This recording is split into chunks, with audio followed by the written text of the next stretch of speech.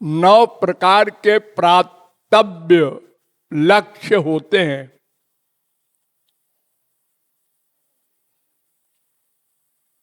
अर्थात कोई भी मनुष्य 9 प्रकार की चीजों की कामना में कोई न कोई कामना, कोई न कोई एम बनाए रहता है, एक आनंद के लिए। अंतिम एम है आनंद, लेकिन उसके लिए 9 प्रकार के लक्ष्य होते हैं। नंबर 1 तामसी।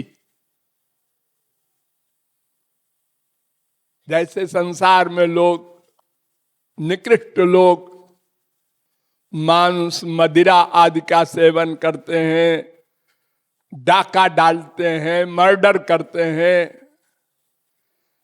ये सब तामसी लोग, और उसी में उनको आनंद मिलता है।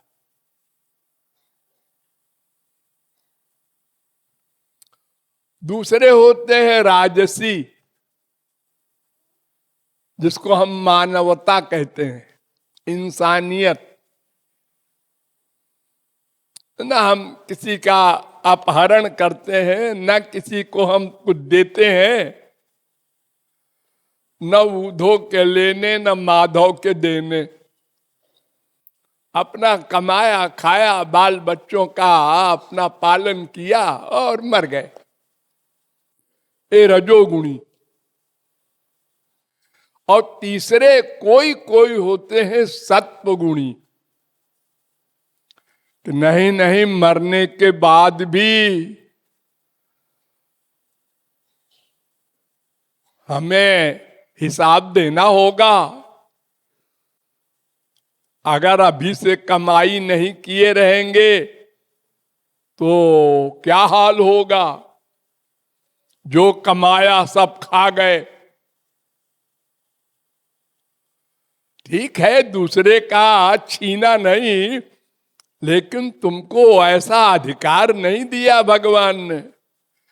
यावद भ्रियेत जठरम तावत स्वत्वम हृदयहीनाम। भागवत 7वें स्कंद के 14वें अध्याय का 8वां श्लोक। जितने पैसे से तुम्हारा खाना कपड़ा हो जाए, काम चलाऊ, बस इस सृष्टि के तुम उतने के अधिकारी हो, बाकी को दान करो। और नहीं करेंगे तो क्या होगा? तो आदत दाना च भवे दरिद्री, फिर मरने के बाद तुमको दरिद्र बनाया जाएगा। तो दरिद्र भावा च करोति पापम, तो तुम दरिद्र हो करके तुम पेट पालने के लिए पाप करोगे, चोरी करोगे, डकैती करोगे, मर्डर करोगे। पेट ऐसी चीज है, उसको भरने के लिए मनुष्य सब कुछ कर डालता है, मां बाप का मर्डर कर देता है।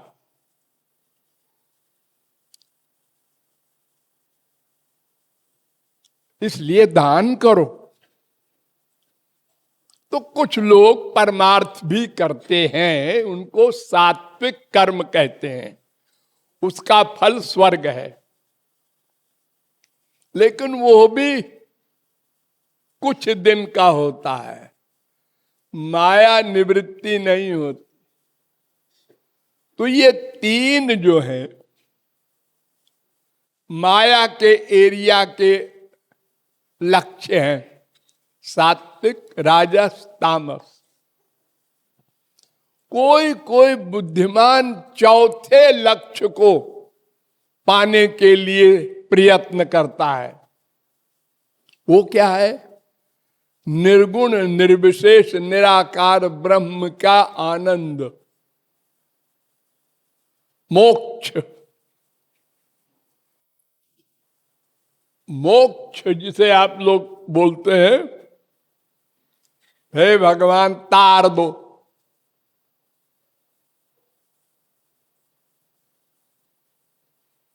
वो चौथा है।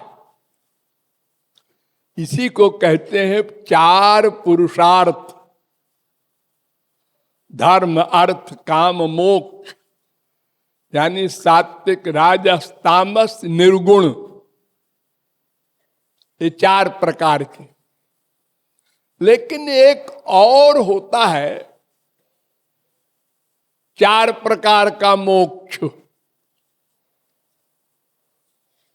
सार्ष्टि, सामीप्य, सालोक्य, सारूप्य, ये चार प्रकार का मोक्ष होता है, भक्तों का होता है। ये तो ज्ञानियों का मैंने बताया ब्रह्मानंद वाला। भक्तों का भी चार प्रकार की कामना वाले भक्त जो होते हैं, उनको चार प्रकार का मोक्ष मिलता है वैकुंठ में। ये 8 हुए। डिटेल का समय नहीं है, संक्षेप में समझ लो। तो चार पुरुषार्थ, धर्म अर्थ काम मोक्ष, निर्गुण निर्विशेष निराकार ब्रह्मानंद, और चार मोक्ष भक्तों का, सार्ष्टि, सामीप्य, सालोक्य, सारूप्य, ये 8 को कृपालु कह रहा है इनको भुला दो, इनकी तरफ मत जाओ। इसके आगे भी एक है सबसे बढ़िया वाला, उसको पाने के लिए प्रयत्न करो। वो क्या है? धर्म प्रोज्झित कैतव, भागवत का पहला श्लोक है जिसमें कहा गया है प्रोज्झित कैतव। कैतव माने ये 8 प्रकार के लक्ष्य छोड़ दो।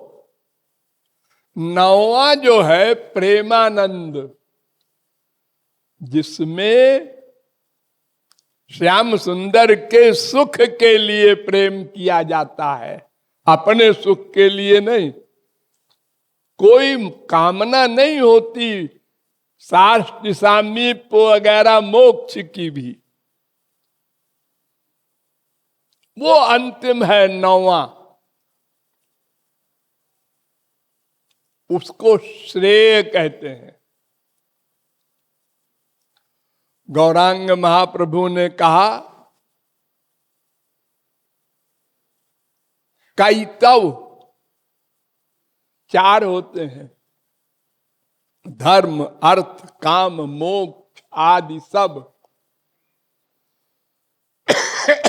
तार मध्य मोक्ष वांछा कैतव प्रधान, भगवान में मिल जाना, ये जो मोक्ष है सायुज्य मुक्ति कहते हैं, एकत्व मुक्ति कहते हैं, कैवल्य मुक्ति कहते हैं इसी को।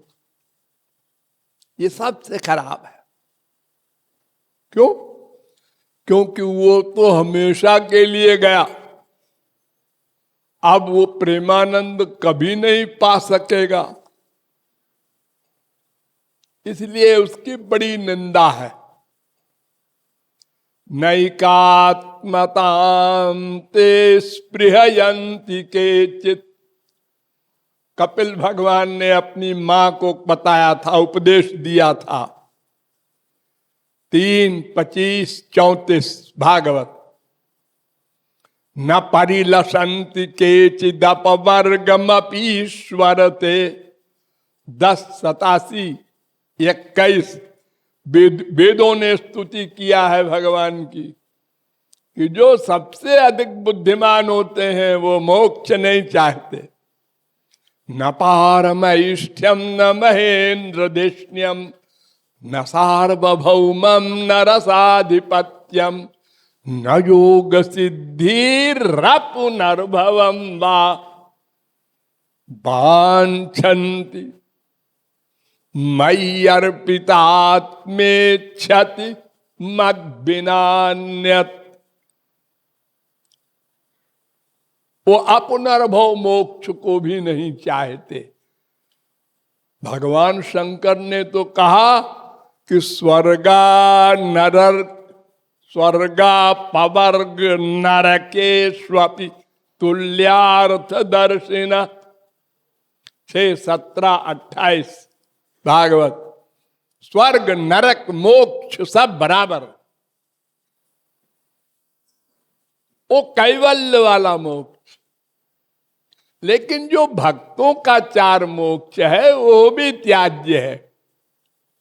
साष्टि सामीप्य सालोक्य सारूप्यैकत्वमप्युत दीयमानं न गृह्णन्ति बिना मत सेवनंजना।